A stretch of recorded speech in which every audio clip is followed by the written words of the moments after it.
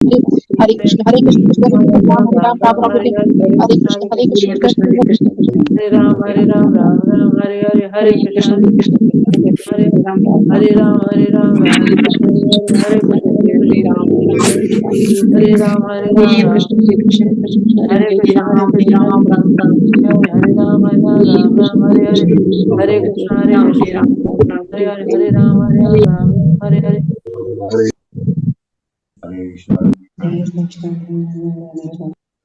हरे कृष्णा।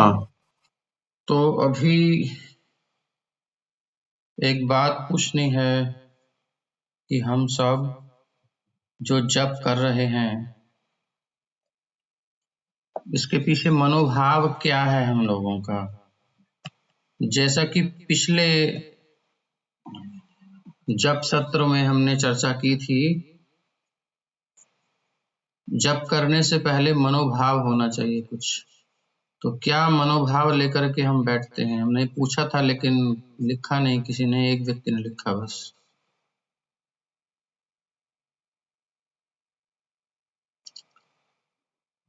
उस मुख्य बात है उस क्रिया में अहम भाव नहीं होना चाहिए कि मैं कर रहा हूं, मैं कर रही हूं। ये बहुत ऊंची बात है, क्योंकि भगवान अर्जुन से गीता में कह रहे हैं निमित्त मात्र भव सव्य साचिन। अर्जुन तुम बस निमित्त बनो।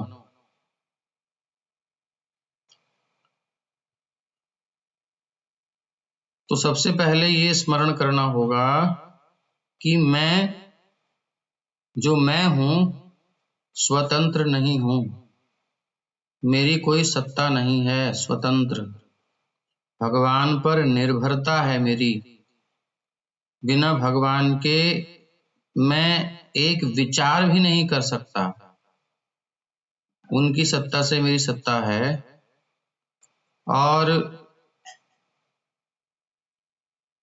जो भगवान की कृपा से मुझे मिला है, जैसी मन स्थिति मिली है, जैसी बुद्धि मिली है, जैसा वाणी मिली है, जैसी सामर्थ्य मिली है, जो भी मिला है वो मुझे उनकी सेवा के लिए दिया गया है। जैसा कि कल की गीता की क्लास में हमने सुना, उनकी सेवा के लिए दिया गया है। ये मेरी इंद्रिय तृप्ति के लिए नहीं है जप, ये मेरे सुख के लिए जप नहीं है। मोस्टली हम सब यही सोचते हैं जप करते हैं तो कि ये मेरे सुख के लिए है, पर वास्तव में ये जप मेरे सुख के लिए है ही नहीं, मेरे संतोष के लिए है ही नहीं। ये तो श्री हरि के संतोष के लिए है, श्री गौर हरि के संतोष के लिए है, उनके सुख के लिए है, उनको संतुष्ट करने के लिए है, उनको प्रसन्न करने के लिए है। ये उद्देश्य है हमारा। जब तक हम अपने लिए जप करते हैं तब तक हमारा मन हमारे वश में नहीं होगा। जब हम भगवान के संतोष के विधान के लिए जप करेंगे तो मन हमारा धीरे धीरे वश में होने लगेगा। और ये बात बोलनी आसान है, इसे करने में बहुत समय लगेगा, लेकिन नाम जप करने से पहले ये मनोभाव पहले लाना चाहिए। तो सबसे पहले हमें ये अपने आप को देखना है कि मैं हूं कौन और किसके लिए हूं, मेरी सत्ता है किसके लिए। तो ये प्राथमिक चीज होती है। तो ये बेसिक चीज है, और ये रख करके जब हम जप करते हैं तभी हमारा जप वास्तव में फलदायी होता है। फल मतलब वास्तविक फल जो जप का होना चाहिए, अदरवाइज नहीं तो नाम अपराध होता है। नाम अपराध क्या होता है? जो नाम जप करके हमारी संसार की इच्छाएं पूरी होती हैं, नाम को हम अपनी भौतिक कामनाओं में उपयोग कर रहे होते हैं जाने अनजाने। तो इस स्टेज में रहना अच्छी चीज नहीं है। हमें आगे बढ़ना है, तभी भगवान मिलेंगे। भगवान का अनुभव, भगवान का रियलाइजेशन, उनका सेवा कब मिलेगा? जब हम सेवा करना चाहेंगे। अभी यदि हम उनसे कुछ कामना कर रहे हैं संसार की, तो फिर अभी हम यहीं रहेंगे, वहां थोड़ी जाएंगे। वो दे देंगे, मना नहीं कर रहे, वैसे भी वो देते ही हैं। तो हमारा उद्देश्य तो खत्म, जो जप करने का उद्देश्य था वो खत्म।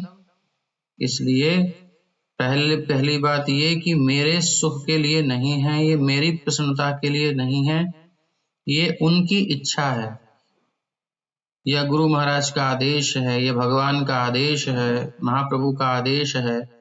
भगवान गीता में कहते हैं सततम कीर्तयन्तो माम, महाप्रभु कहते हैं कीर्तनीय सदा हरि, और प्रभुपाद जी कहते हैं चैंट एंड बी हैप्पी।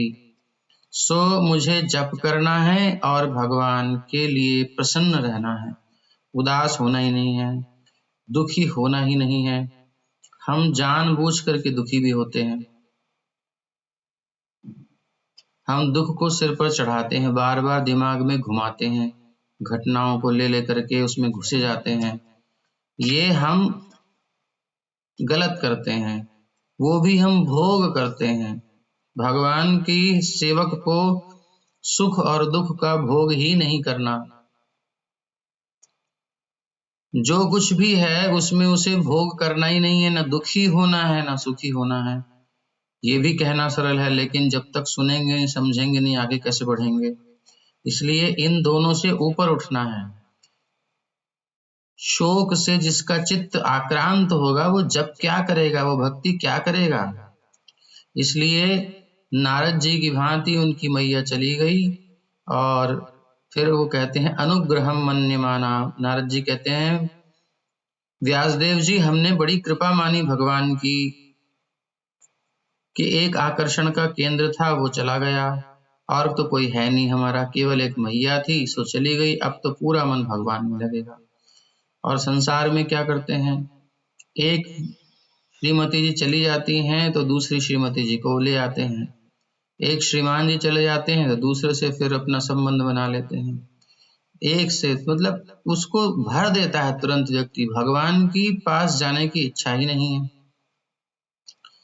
तो चित्त में ये अवस्था प्रारंभ की है, जब से प्रारंभ की, उसको बार बार मनन करना होगा। ये हमने बोल तो दिया, लेकिन नित्य प्रति जब भी हम जप करें, जब भी भगवान की सेवा करें, कोई भी भगवान की सेवा करें, 24 घंटे तो नहीं कर पाते, लेकिन जितना भी कर पाते हैं उस समय ये भाव दृढ़ होना चाहिए कि ये मेरे सुखार्थ नहीं है, मेरी प्रसन्नता के लिए नहीं है, या किसी और की प्रसन्नता के लिए नहीं है, ये हरि गुरु वैष्णव की प्रसन्नता के लिए है। तस्मिन् तज्जने भेदा भावात्, तो यस्य प्रसादात् भगवत प्रसादो, ये भावना जब रहेगी तब वास्तव में जप के क्षेत्र में प्रवेश होगा। और नहीं तो बहु जन्म करे यदि श्रवण कीर्तन, तबु तना पाए कृष्ण पदे प्रेम धन। तो हरिनाम चिंतामणि का ने हमने कल प्रारंभ किया। कृष्ण तत्व, इसके बारे में सुना कि कृष्ण तत्व 3 प्रकार के वैभव हैं। पहला है चित वैभव, दूसरा है अचित वैभव, तीसरा है जीव वैभव, जिसे हम अंतरंगा, बहिरंगा और तटस्था भी कहते हैं। तो चिद वैभव क्या है? अनंत वैकुंठ आदि जत कृष्ण धाम, गोविंद श्री कृष्ण हरि आदि जत नाम, द्विभुज मुरलीधर आदि जत रूप, भक्तानंद प्रद आदि गुण अपरूप, ब्रजे रास लीला नवद्वीप संकीर्तन, एई रूप कृष्ण लीला विचित्र गणन।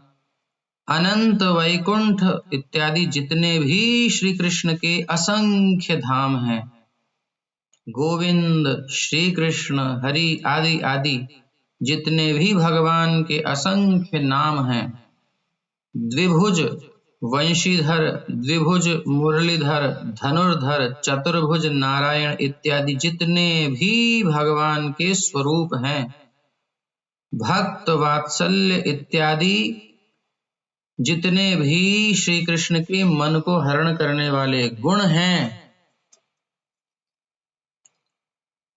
ब्रज में रास लीला, नवद्वीप में हरिनाम संकीर्तन, इस प्रकार जितनी भी श्री कृष्ण की लीलाएं हैं, ये सब क्या हैं? ये सभी भगवान श्री कृष्ण के अप्राकृत चिद वैभव हैं। बड़े ध्यान से, तो ये सब चीजें क्या हैं? जितने भी भगवान के सब हैं, ये सब चिद वैभव हैं, ये दिव्य हैं, चिन्मय हैं, प्रकृति से परे हैं, त्रिगुणातीत हैं, ये त्रिगुण में नहीं आती हैं। तो हम जो भागवत पढ़ते हैं, गीता पढ़ते हैं, नाम जप में प्रवेश करते हैं, ये भी चिन्मय है, दिव्य है।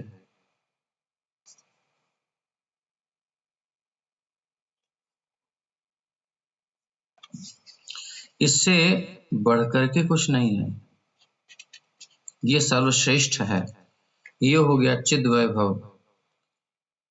तो ए समस्त चिद वैभव अप्राकृत है, आसियाओ ए प्रपंचे प्रापंचिक नय, चिद व्यापार समुदय विष्णु तत्व सार, विष्णु पद बलि द्वेदे गाए बार बार। प्राकृत जगत में आने पर भी है तो ये त्रिगुणातीत, त्रिगुणों से परे, प्रकृति से परे, चिद आधार है, भौतिक नहीं है, दिव्य है। फिर भी वे इस जगत में जब आते हैं तब भी चिद रहते हैं, भौतिक नहीं होते हैं। इस जगत में आने पर भी ये प्राकृत नहीं है, ये सभी अप्राकृत हैं, या यूं कहें कि ये उनके चिन्मय वैभव हैं, भगवान के चिद वैभव, दिव्य गुणातीत। श्री कृष्ण के ये सब चिन्मय धाम, नाम, रूप, गुण और लीला इत्यादि सभी विष्णु तत्व का सार स्वरूप है। ये क्या है? विष्णु तत्व का सार स्वरूप है, सार स्वरूप, एसेंस है बिल्कुल। वेद इन सभी को विष्णु पद कहकर बार बार इनकी महिमा वर्णन करते हैं। विष्णु पदम, विष्णो परमम पदम, ऐसे करके वेद में बहुत सारे मंत्र हैं, उस पद की बात जो करते हैं तो वो यही सब है। तो हम वहां न जा सकते हैं, इसलिए भगवान करुणा करके यहाँ हरिनाम के रूप में आए हैं, और हरिनाम, हरिधाम, हरि स्वयं अवतार लेते हैं। तो हरिनाम ये सब चिद वैभव है जो हमने अभी सुने, इसको बार बार मनन करना है, इसमें प्राकृत बुद्धि लानी नहीं है, ये सब चीजें याद रखनी है। और याद कब रहेंगी? जब बार बार मनन करेंगे, इसी को घुमाते रहेंगे, तो इसमें हमारा प्रवेश होगा। उस भावना में जब हम रहते हैं 24 घंटे, तब चमत्कार होता है जीवन में। अदरवाइज कुछ क्षण को गए, वो भी भौतिक धरातल पे रहते हैं, कुछ पकड़ नहीं पाते हरि नाम। नाम अक्षर उदित होते हैं, नाम नहीं आता मुख पर। ये भावनाएं बहुत आवश्यक हैं, ये श्रद्धा, ये सेवा भाव, और भगवान की प्रसन्नता के लिए हम ये कर रहे हैं, उनकी इंद्रियों को संतुष्ट करने के लिए। ये अवश्य ध्यान रखना है, तभी हमारी भजन में उन्नति होगी, अन्यथा नहीं। श्री हरिनाम चिंतामणि की जय हो।